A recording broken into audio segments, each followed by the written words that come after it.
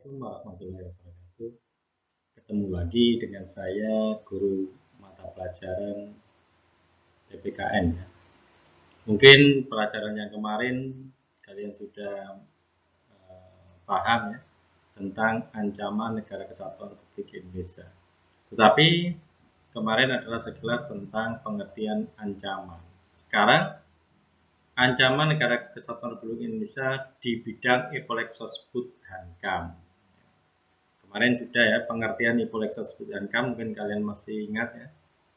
Ipolexosbud Hankam ini artinya adalah ideologi, politik, ekonomi, sosial budaya, pertahanan, dan keamanan. Baik, itu adalah pengertian Ipolexosbud Hankam.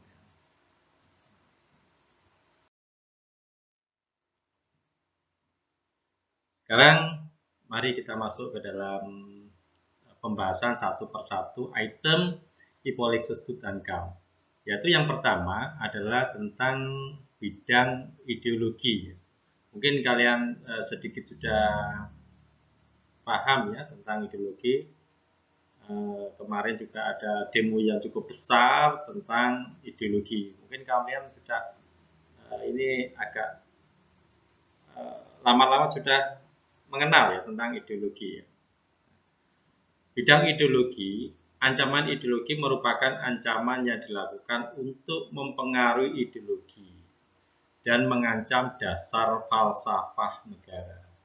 Jadi, di dalam ideologi, ini yang akan dirubah, ini adalah tentang pandangan hidup bangsa Indonesia atau dasar negara Indonesia. Apa itu? Yaitu Pancasila. Jadi di dalam ancaman ini banyak sekali yang ingin merubah tentang ideologi Pancasila. Di antaranya sudah beberapa kali ideologi mau dirubah, yaitu dengan pemberontakan PKI. Dulu masuknya PKI. PKI menginginkan bahwa ideologi Indonesia dirubah menjadi ideologi yang bernuansa komunis. Yang kedua, ancaman ideologi yang kedua, di samping komunis, ini ada juga yaitu tentang radikalisme berbasis keagamaan. Ini juga ingin merubah sistem ideologi Indonesia dengan ideologi agama tertentu. Ini juga membahayakan bagi bangsa Indonesia. Jadi di sini banyak sekali ya ancaman-ancaman ideologi itu, baik dari komunis maupun radikalisme yang berkedok agama tertentu. Jadi ini bisa membahayakan bangsa. Di dalam ancaman ideologi ini terjadi dua aspek ya, ancaman ideologi komunis tadi dan ancaman radikalisme berbasis. Ideologi ya, sekali lagi ya, ancaman ideologi bisa datang dari luar negeri maupun bisa datang dari dalam negeri sendiri. Jadi ada dua aspek ya. Kalau ancaman yang berasal dari luar negeri, ini dilakukan oleh sekelompok orang atau negara. Kalau di dalam negeri berupa radikalisme atau berkedok agama. Ini tentang ideologi ya. Saya lanjutkan di bidang politik. Jadi di bidang politik juga ada ancaman. Jadi ancaman di bidang politik ini ada dua, yaitu dari dalam negeri. Ini dilakukan oleh sekelompok orang menggunakan kekuasaan dan kekuatan dengan melakukan mobilisasi massa. Ini dari dalam negeri. Mereka berusaha menumbangkan kekuasaan pemerintahan atau melakukan pelemahan-pelemahan terhadap pemerintahan yang berkuasa. Jadi yang sah itu dilemahkan dengan memprovokasi massa untuk ikut, misalkan demo besar-besaran. Ancaman dari sekelompok separatis yang membahayakan negara. Ini biasanya sekelompok separatis ini adalah karena orang kecewa dengan kebijakan-kebijakan pemerintah yang tidak sesuai dengan kelompoknya dan lain sebagainya. Akhirnya mengadakan sebuah penekanan terhadap pemerintah. Sedangkan dari luar negeri, ini dilakukan oleh suatu negara dengan mengintimidasi, melakukan tekanan politik dan isu-isu global untuk menyerang negara Indonesia. Jadi dari luar penekanan atau ancaman di bidang politik. Sekarang yang ketiga, ini bidang ekonomi. Jadi ekonomi pun terjadi sebuah ancaman. Kalau negara kita ekonominya rusak, maka itu sangat membahayakan bagi stabilitas Indonesia. Ada dua pengelompokan, yaitu ancaman internal.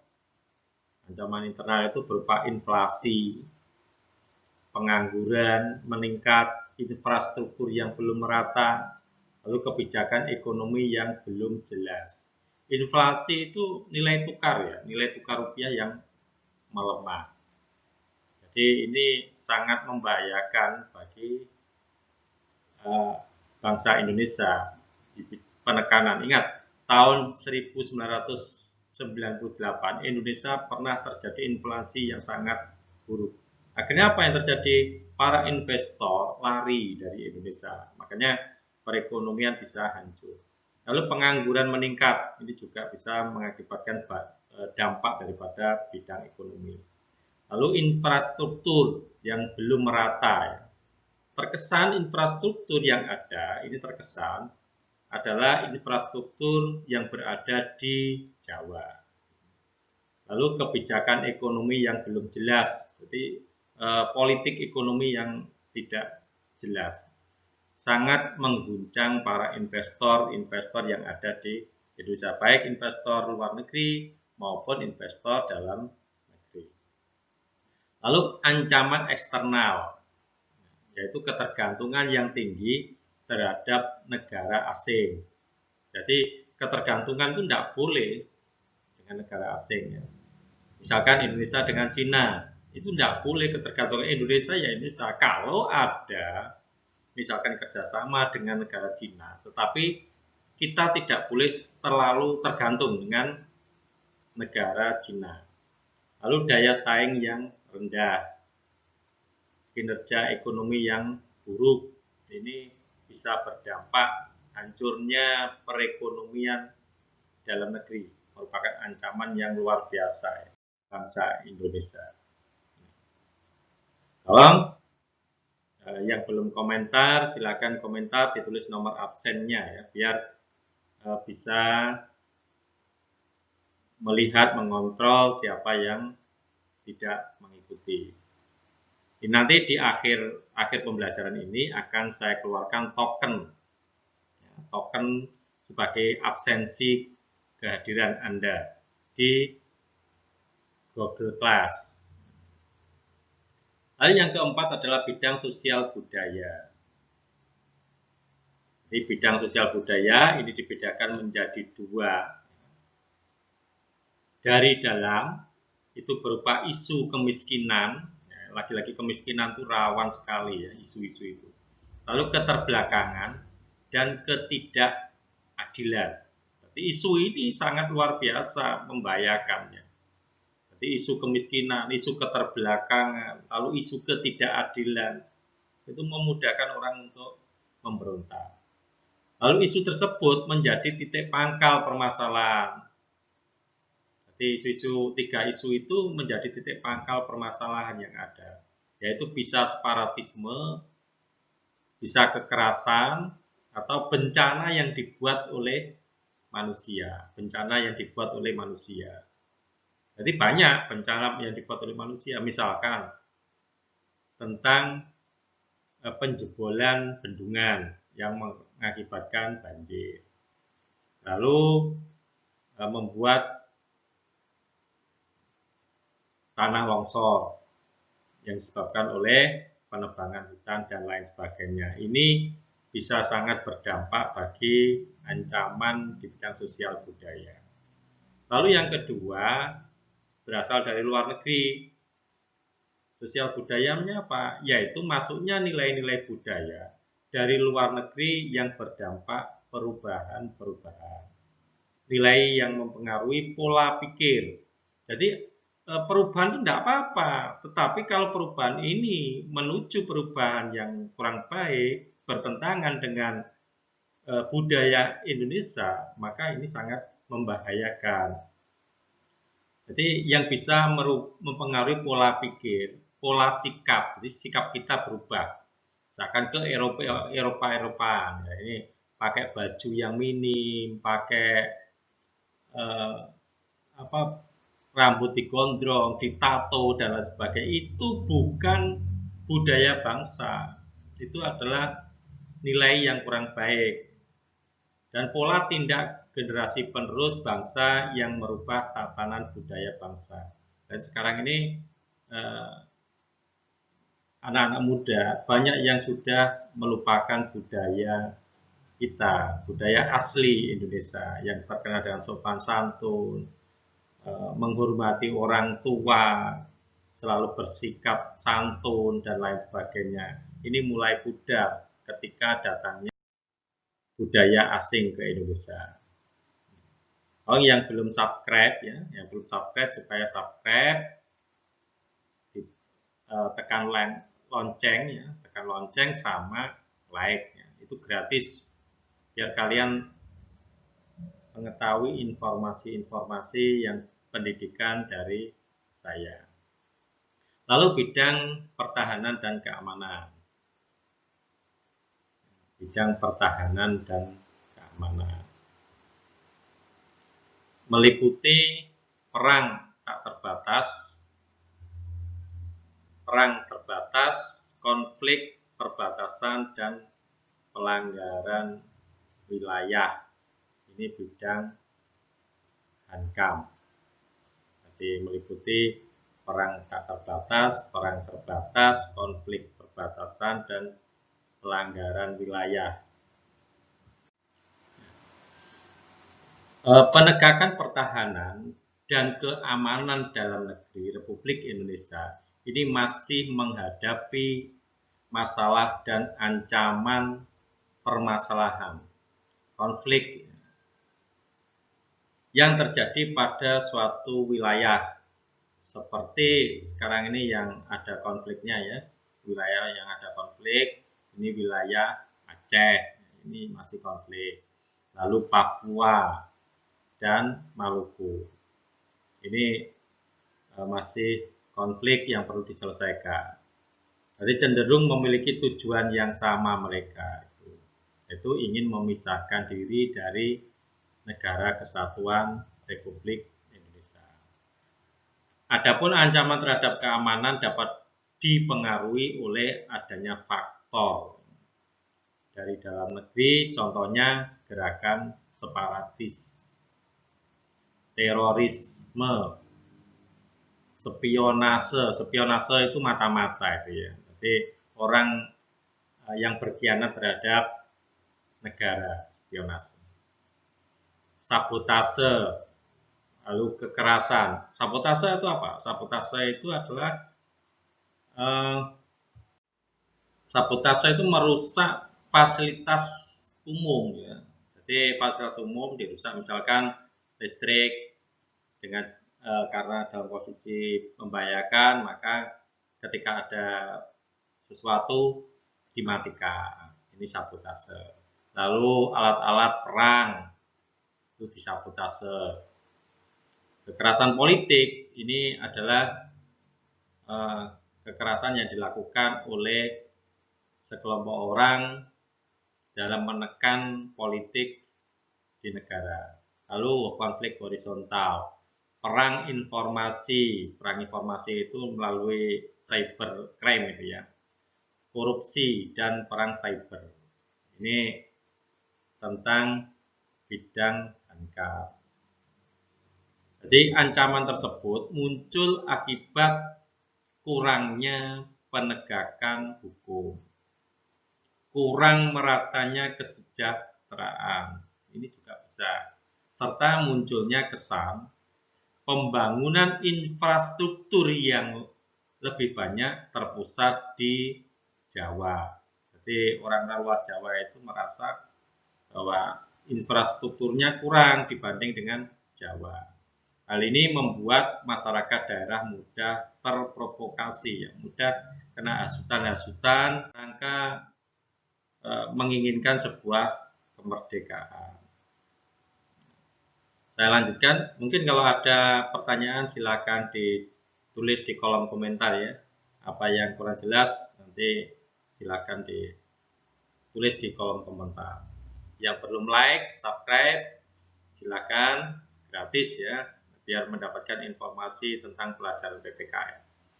Lalu peran serta masyarakat untuk mengatasi ancaman. Peran sertanya apa? Ini masyarakat sangat dibutuhkan sekali dalam peran sertanya. Yang pertama, menjaga wilayah dan kekayaan Indonesia. Jadi kamu juga bisa berperan serta di dalam menjaga kekayaan alam Indonesia. Apa itu? Misalkan tidak membuang sampah sembarangan.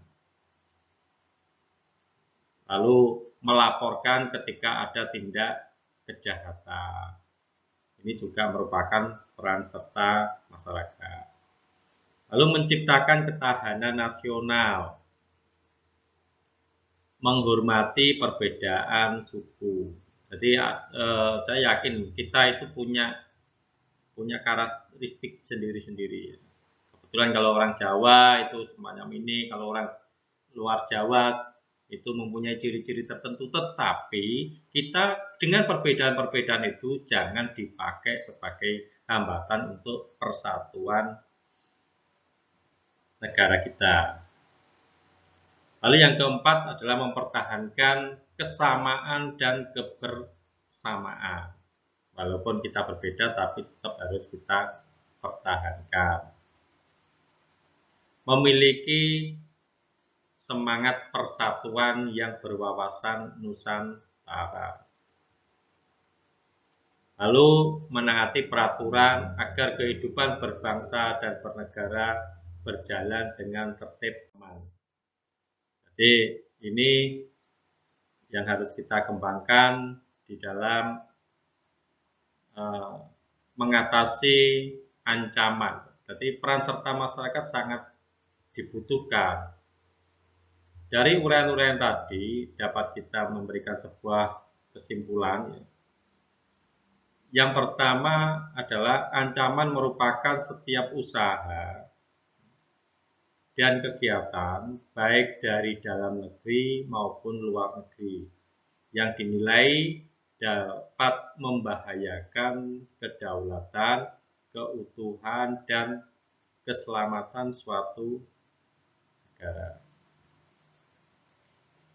Yang kedua, ancaman berdasarkan jenisnya dibagi menjadi dua, yaitu ancaman militer. Ancaman militer itu ancaman yang mengarah kepada pertahanan tadi ya. Lalu ancaman non militer dan ancaman hibrida. Jadi ada 3 jenis ancaman. Ini pelajaran yang kemarin sudah kita bahas. Ya. Lalu menurut Undang-Undang Nomor 34 Tahun 2004 tentang TNI menyebutkan ancaman dan gangguan terhadap keutuhan bangsa dan negara mencakup agresi, pelanggaran wilayah, pemberontakan bersenjata, sabotase, spionase, aksi teror bersenjata, ancaman di laut, ancaman di udara. Ini macam-macam ancaman menurut Undang-Undang Nomor 34 Tahun 2004. Ya. Jadi ancaman itu bisa mencakup tentang agresi, pelanggaran wilayah, lalu pemberontakan bersenjata, sabotase, spionase, aksi teror bersenjata, ancaman di laut, ancaman di udara. Ini menurut versi dari Undang-Undang Nomor 34. Lalu yang keempat tentang ancaman non-militer dapat terjadi di bidang, tadi sudah saya jelaskan ya, Ipolexosbud, HAMKAM. Ini ancaman di non-militer.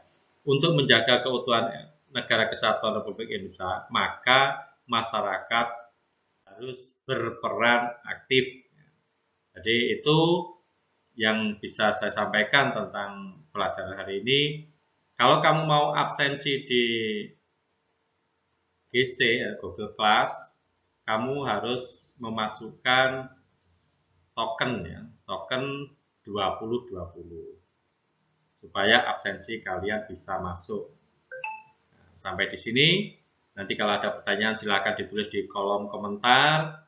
Ya, saya tunggu pertanyaan-pertanyaannya dan sampai di sini jumpa kita ya. Sampai ketemu lagi di lain waktu dan di lain kesempatan. Semoga kalian tetap sehat walafiat, selalu dalam lindungan Tuhan Yang Maha Esa. Assalamualaikum warahmatullahi wabarakatuh.